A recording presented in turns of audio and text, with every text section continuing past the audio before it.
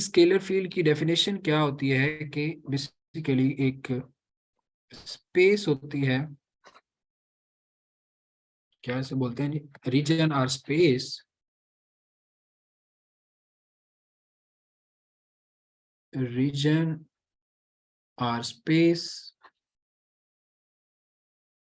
in which every point is associated with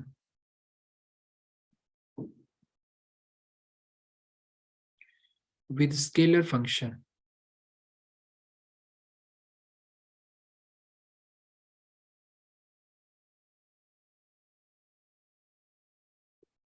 is called scalar field.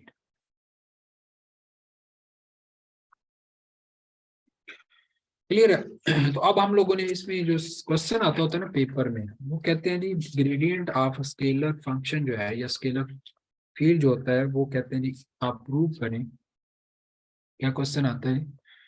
Prove that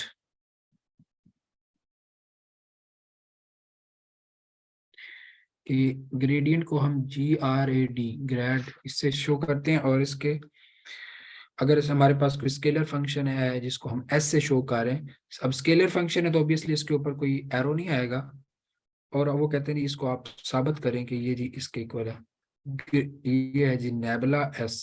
ठीक है, वो कहते हैं जी इसको साबित करें कि नेबुला एस के इक्वल।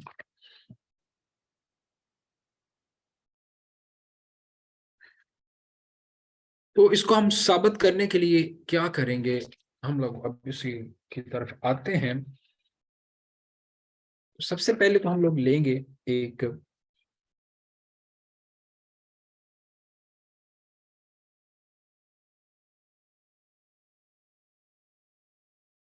एक डायग्राम बनाते हैं।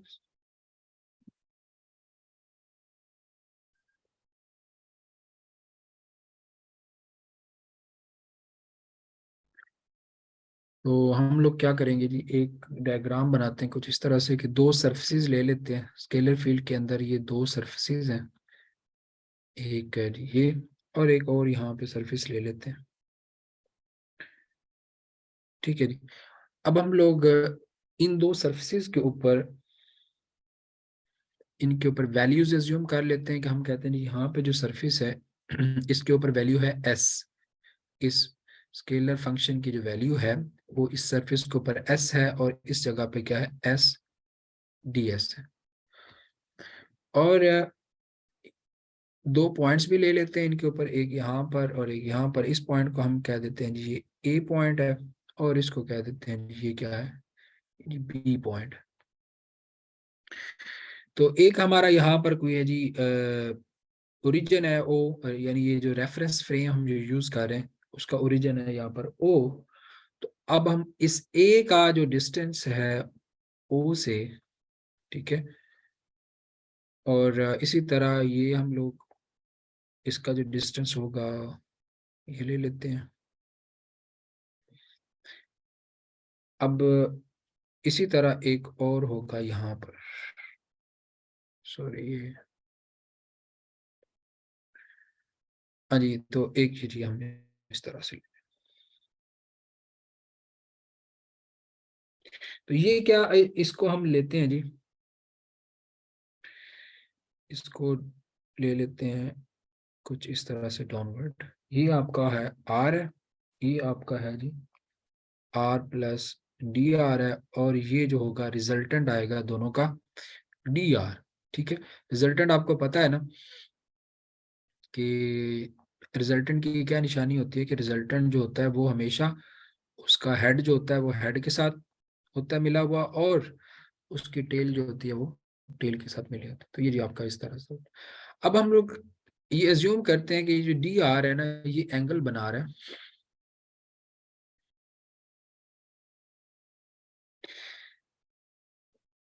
हाँ जी, मैं आपको बताता हूँ, आपने इसकी मैं सारी थ्योरी लिखूंगा, अभी मैं इसकी सिर्फ डायग्राम बना रहा हूँ, आपने परेशान नहीं होना। तो मैं उसकी ना बेसिक्स आपको भी बताता हूँ।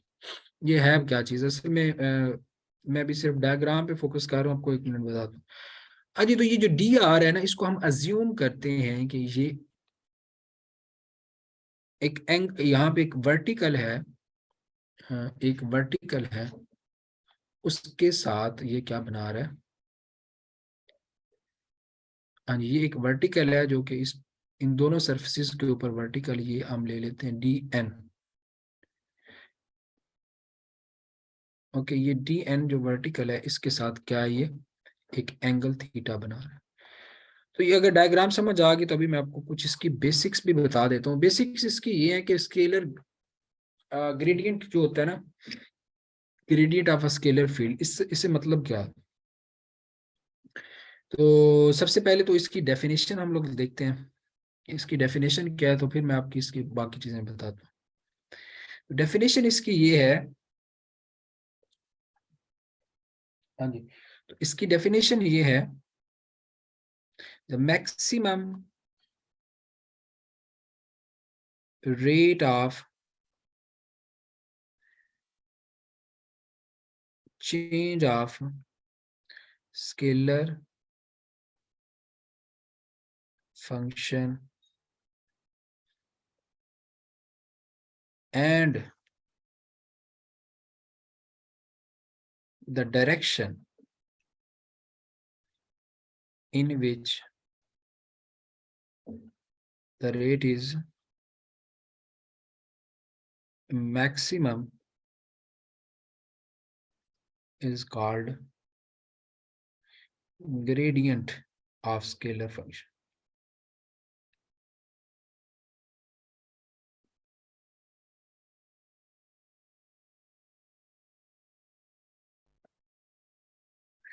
अगर आपको यहां तक ये चीज समझ आ गई तो मैं आपको इसकी थोड़ी बेसिक्स बताता हूँ कि इसमें दो चीजें हैं जी। एक तो ये है कि स्केलर फंक्शन जो है उसका रेट जो है वो मैक्सिमम, ऑब्वियसली ये जो होता है ना ग्रेडियंट जो होता है, ये बेसिकली एक वेक्टर क्वांटिटी दे रहा होता है हमें। क्या दे रहा होता है, एक वेक्टर क्वांटिटी। तो वेक्टर में दो चीजें होती हैं, एक मैग्नीट्यूड और एक डायरेक्शन।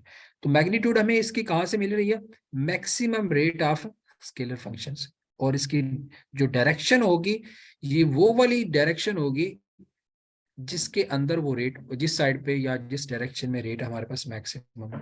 अब मैं इसकी आपको प्रैक्टिकल एग्जांपल अगर आप बताऊं, तो अगर आपने एक माउंटेन है इस तरह से कोई, ठीक है, ये माउंटेन है और आप यहाँ पे खड़े हैं और आपने इसकी यहाँ पे चढ़ना चोटी पे, ठीक है, इस चोटी पे यहाँ पे आपने पहुंचना है। तो अब आपको यहाँ पे पहुंचने के लिए बहुत सारे रास्ते हैं, ठीक है। आप क्या करें कि जी यहाँ से ऐसे ऐसे ऐसे जा सकते हैं, ठीक है, यहाँ से इधर जाएं, इधर से ऐसे पहुंच सकते हैं, कोई भी आप तरीका यूज कर सकते हैं, ठीक है। तो अगर आपको ग्रेडियंट पता हो ना इस हाइट का, हाइट आपको पता क्या होती है, एक वो है, हाइट जो होती है एक स्केलर चीज है ना। तो अब आप चाहते हैं कि कोई ऐसा मुझे रास्ता मिले जिस रास्ते पे अगर मैं चलूं तो मैं जल्दी से जल्दी पहुंच जाऊं, मैं क्या हूं, जल्दी से जल्दी पहुंच जाऊं। तो वो इस पहाड़ी पर या इस माउंटेन पर चढ़ने के लिए जो रास्ता मैक्सिमम रेट देगा, यानी आपके चढ़ने की जो मैक्सिमम स्पीड देगा, वो बेसिकली हमारे पास होगा ग्रेडियंट, ठीक है, gradient of this scalar field, ठीक है। तो ये इसकी प्रैक्टिकल एग्जांपल है कि आप पहाड़ी पे चढ़ रहे हैं और आपको कोई ऐसा रास्ता फाइंड करना है कि जो आपको मिनिमम टाइम में वहां पे पहुंचा दे। तो जी ये इस तरह से हमारे पास बन जाते हैं। हाँ जी फुरकान, समझ आ गई, कोई क्वेश्चन है तो आप पूछ सकते हैं।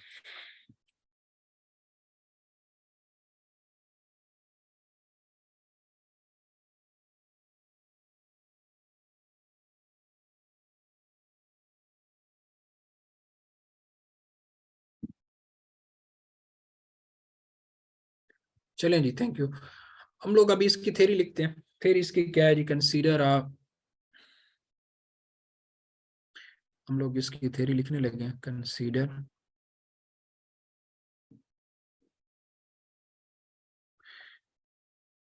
To consider two level surfaces level surfaces का मतलब ये है कि उनकी क्या है, having same value of scalar function. Two level surfaces in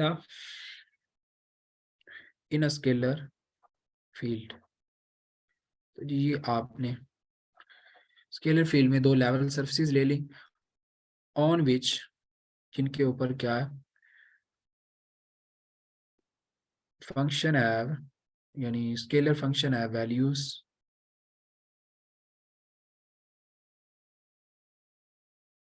s and s plus ds as shown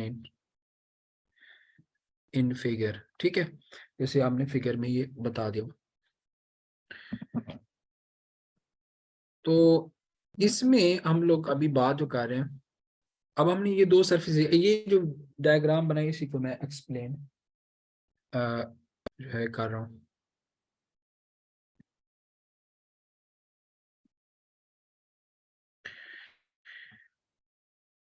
तो फिर हम लोगों ने क्या किया है कि दो पॉइंट्स लिए हैं, एक ए पॉइंट लिए और एक बी पॉइंट लिए, और फिर उनको हमने ओरिजिन ओ से उनके पोजीशन वेक्टर्स भी ड्रॉ कर लिए। अब हम लोग क्या करते हैं,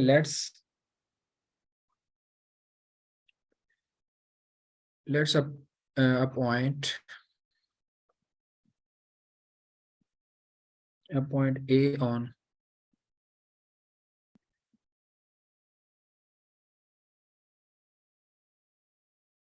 point A on surface S plus ds and B on surface S, such that A has position vector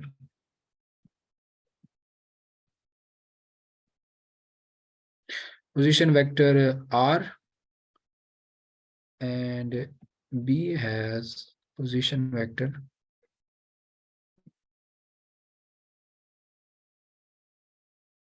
R plus dr with respect to reference frame O। तो ये जी हमने लिख लिया। अब ये जब आप लिख चुके हैं तो फिर आप ये क्या इसका जो है ना क्या ले रहे हैं, अभी हम इनकी जो है ना सब्ट्रैक्शन कर रहे हैं। आर और डी आर जो है, इनकी जब हम सब्ट्रैक्शन करते हैं, सब्ट्रैक्शन, तो हमारे पास क्या आ जाता है, T R. Subtracting R and R plus T R using head to tail, तो हमारे पास gives dr which makes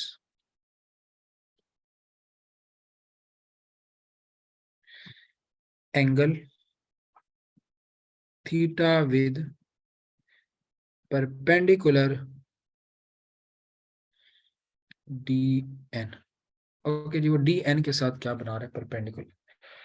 तो जी आपने ये थ्योरी लिख ली। अब अगर हमने जैसे पहले मैंने आपको बताया था कि ऊपर डेफिनेशन के मुताबिक ग्रेडियंट हमारे पास बेसिकली क्या होता है, maximum rate of scalar function. तो मैक्सिमम रेट का तो हमें बाद में पता चलेगा, अभी हम फाइंड करते हैं जी rate of change of scalar function. ठीक है, rate of change of scalar function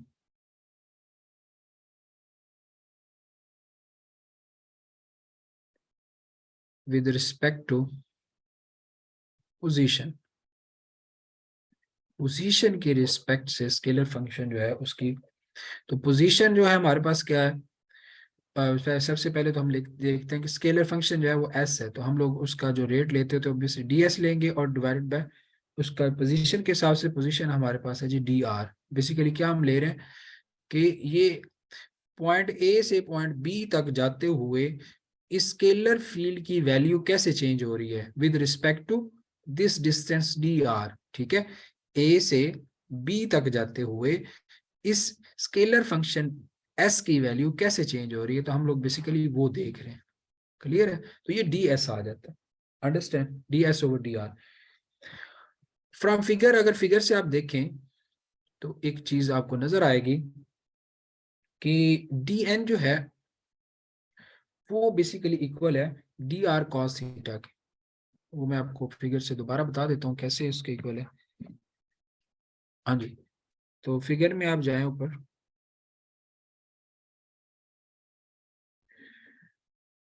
तो ये क्या है, ये आपका है डी एन, ये आपका डी एन है। ओके, तो अगर आप ये ट्रायंगल बनाते हैं यहाँ पर इस तरह से, और ये आपका थीटा है और ये आपका डी आर है, तो ये क्या चीज बनाएगा जी, ये डी आर कॉस थीटा होगा। ये चीज क्या हो जाएगी, डी आर कॉस थीटा, और ये डी आर साइन थीटा। आप लोगों को ये सारी चीजें पता है, ये हमने यूज किया हुआ है, रेक्टेंगुलर कंपोनेंट्स यूज किए हैं। तो ये आप किस तरह से बन जाते हो, तो यहाँ से अगर आपने डी आर की वैल्यू फाइंड करनी हो तो वो किसके इक्वल होगी, d n over cos theta. तो डी आर की वैल्यू ऊपर इसमें पुट करें, इसके अंदर पुट करें डी आर की वैल्यू, तो क्या बन जाएगा रेट आपका, तो उसकी वैल्यू आ जानी d S over D n divided by cos theta. तो ये था जी रेट ऑफ चेंज।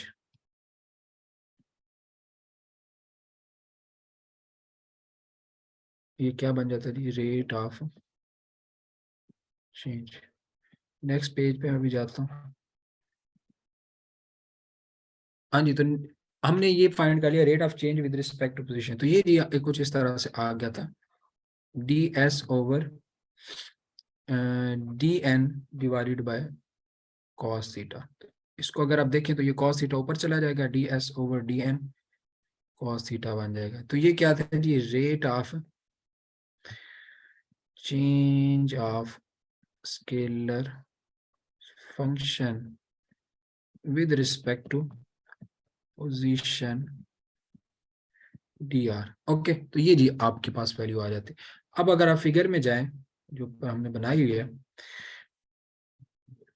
तो ये जो थीटा है, चलें इससे पहले यहाँ पे देखते हैं, ये जो थीटा है, यानी ये रेट जो होगा हमें क्या चाहिए, मैक्सिमम चाहिए। डेफिनेशन के मुताबिक ग्रेडियंट किसके इक्वल होता है, maximum rate of change of scalar function with respect to position.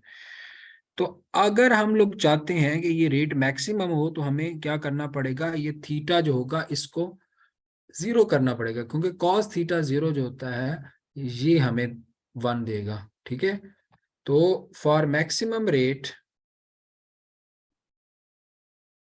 ठीक है, फॉर मैक्सिमम रेट हमें क्या करना पड़ेगा, theta should be 0 degree as cos 0 is 1।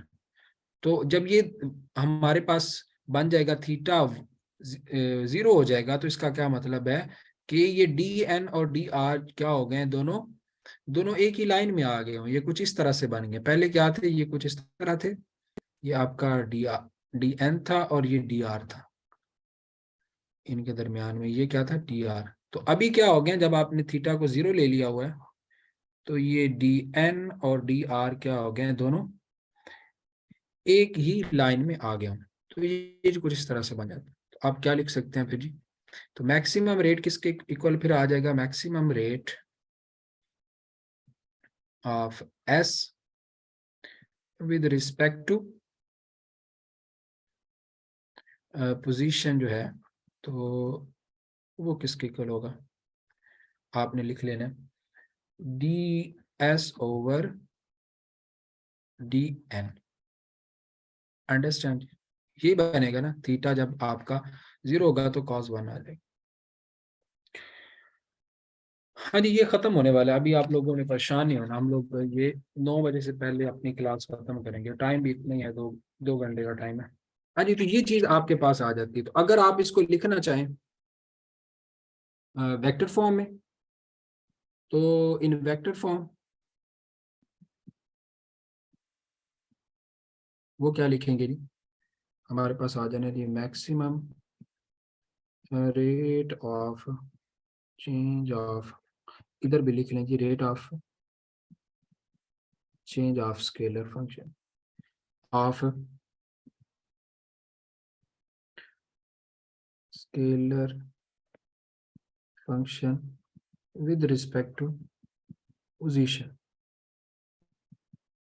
तो ये किसके इक्वल आएगा, यानी इसके अगर आप उसमें लिखना चाहते हैं तो ये इस फॉर्म में इसके साथ यहाँ पे कोई एन आ जाएगा। एन से मुराद क्या है, एन से मुराद ये है कि ये वो डायरेक्शन है, इसमें वैसे मैंने डी एन लिए हुए डायरेक्शन, तो आप इसको एन भी कर सकते हैं, डी एन भी रखा जा सकता है, उससे भी कोई फर्क नहीं पड़ता, लेकिन आप इसको एन भी लिख सकते हैं। तो ये जो डी एन जो है आपके पास यहाँ पे सॉरी एन जो है ये आपके पास क्या है, डायरेक्शन है, जिस डायरेक्शन में मैक्सिमम रेट है। ठीक है, तो ये जी आपके पास बन जाता है। अब अगर आप अज्यूम करें कि ये आपको पता है इसको ग्रेडियंट बोलते हैं, as from the definition, from the definition maximum rate जो है वो किसके ये जो मैक्सिमम रेट होगा ये किसके इक्वल आ जाएगा जी, ये ग्रेडियंट हो जाएगा, ग्रेडियंट ऑफ एस और d S over D n. ये जी आपके पास आ जाता है जी ग्रेडियंट। अब अगर अज्यूम करें कि लेट, या आप इनको इसको लिखना चाहें इन कार्टेशियन कोऑर्डिनेट सिस्टम, लिखना चाहें तो rate of change of gradient जो है आप इसको लिख सकते हैं, यानी क्या लिख सकते हैं जी, rate of change of scalar function along x axis जो होगा पहले वो लिखेंगे, वो आपका आ जाना है partial s over partial x और साथ आई डायरेक्शन आ जाए। अभी यहाँ पर क्या है, एन डायरेक्शन है, अभी हम इसको क्या ले रहे हैं, कार्टेशियन कोऑर्डिनेट यानी एक्स वाई जी कोऑर्डिनेट में लेके जा रहे हैं। ठीक है, तो ये सिंपल क्या हो जाना है, एन की जगह एक्स आ जाना है और एन ये जो यूनिट वेक्टर है उसकी जगह आई यूनिट वेक्टर आ जाए। इसी तरह अगर आप देखें लॉन्ग वाई एक्सिस की बात करें तो वो आ जाना है partial s over partial y j. Similarly along y x z axis जो होगा वो आ जाना है partial s over partial g k. अब इन सबको सम करें, टोटल जो होगा, हाँ जी, टोटल जो ग्रेडियंट होगा, टोटल रेट ऑफ या मैक्सिमम रेट जो होगा, या आप इन 3D लिख लें या टोटल लिख लें, कुछ भी लिख लें, total maximum rate of change of scalar function with respect to position. तो वो क्या हो जाएगा जी, इसको हम लोग लिख सकते हैं, वो किसके इक्वल आ जाएगा, gradient of S maximum rate, आपको पता जी हम उसको ग्रेड से लिख ग्रेडियंट ही कहते हैं। ये आ जाना जी, इन तीनों को आपने सम कर देना।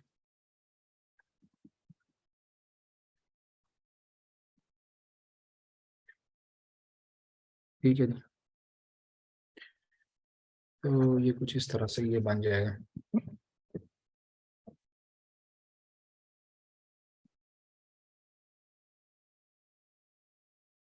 तो इन सबको सम किया तो क्या बनेगा, सम किया सॉरी, यहाँ से क्या है, इसमें भी एस है, यहाँ पर भी एस है, यहाँ से एस को क्या कर लें आप कॉमन ले लें,